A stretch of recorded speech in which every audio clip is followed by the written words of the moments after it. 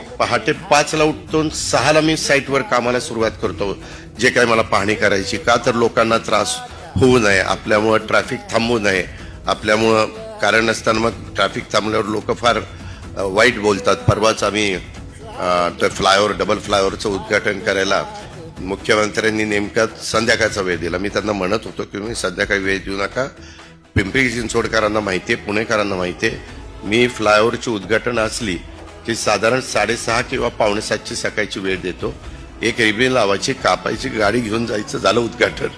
कुणाला त्रास नको, काही नको. नाही तर ट्रॅफिक जाम झालं. अलीकडच्या काळात पुणे पिंपरी चिंचवडमध्ये ट्रॅफिकची समस्या इतकी झालेली आहे की सगळे वेगवेगळे हे कलाकार असतील, वेगवेगळे क्षेत्रातले मान्यवर असतील, सगळे अक्षरशः कंटाळून जातात, वैतागून जातात. आम्ही प्रयत्न करतोय, आम्ही वेगवेगळ्या पद्धतीनं मेट्रो वाढवण्याचा प्रयत्न करतोय, त्याच्यामध्ये रिंग रोड करण्याचा प्रयत्न आमचा चाललेला आहे.